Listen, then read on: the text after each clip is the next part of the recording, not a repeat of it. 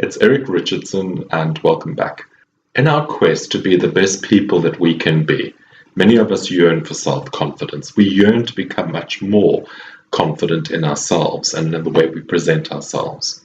But along the way, three things can happen. Some people can begin to prop up their own egos, becoming arrogant. Others can self-deprecate and minimize their successes in order to appear humble, or because they are afraid of being seen as egotistical. And then, of course, some people develop healthy self-esteem levels. What is interesting for our discussion is that this concept ego, although it's had a bad rap, is actually a neutral concept. It simply means the core sense of self that people have. Ego is not the same thing as egotistical, which is not the same thing as high self-esteem. Dr. Athena Stike suggests that when we are talking about self-development and the psychology of self-esteem, we rarely should use the term ego strength. Recognize that ego strength is a good thing. It refers to a cultivated resiliency and ability at our core sense of self to learn to face and to grow from challenging events or persons in our lives in ways that strengthen our relationships with ourselves and even with others. People develop a healthy ego strength or self-esteem, or an unhealthy ego strength or self-esteem, and they can move between these two ends of the continuum. A healthy ego gives us the needed strength, ego strength, to navigate challenging moments and emotions of vulnerability that are rooted in fear, worry, and anxiety with greater ease and resilience. On the other hand, an unhealthy ego strength is the result of our failure to recognize who we truly are and what is hindering our own growth. But what causes someone to have an unhealthy ego strength? Most often, low self-confidence and self-esteem develops during our childhood. Many of us have family, teachers, friends, and enemies who are more than happy to point out our mistakes and faults, rather than praise our gifts and our talents. They might not even realize what they're doing, or how big of an impact they're having on your self-confidence, your self-esteem. They may not even say anything to your face, but often their actions speak louder than words, which makes us feel inadequate, unloved, possibly worthless, very early on in our developmental years. Sometimes people with wounded egos or underdeveloped self-esteem may begin to use anger and rage to get or even teach others to recognize, appreciate, or love them in the way that they want. Some will even engage in risky behaviors to try and bolster the level of self-esteem, to try and show how powerful they really are.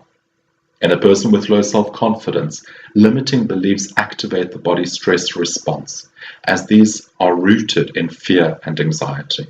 The body is then responding to perceived threat, making it harder for the person to feel safe, secure, happy, and able to trust. Everyone has the ability to improve his or her own self-confidence, regardless of how we were in the past, simply because we can change our perception of ourselves. Sometimes the inner critic will convince you to believe in all these lies. This inner critic will provide proofs of how stupid it would be to take chances. It will create proofs of how unable and incapacitated you are against those out there that are shining examples.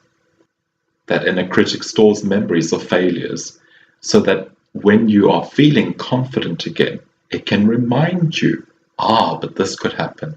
You could experience this failure again.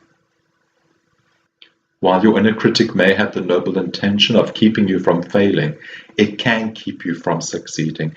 It can keep you too afraid.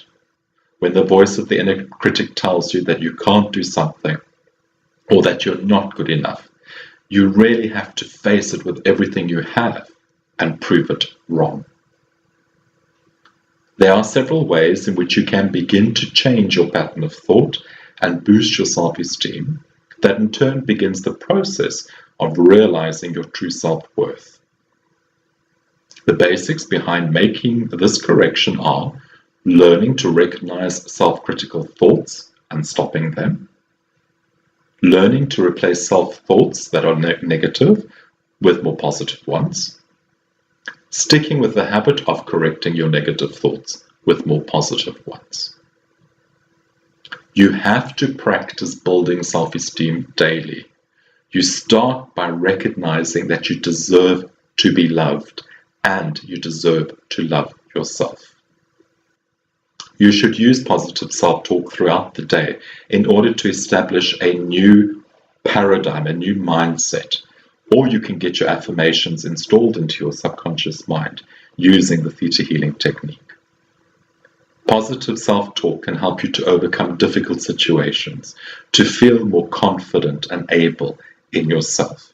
It can help you to quit habits, recover quicker from illness even, or make changes to your life in general.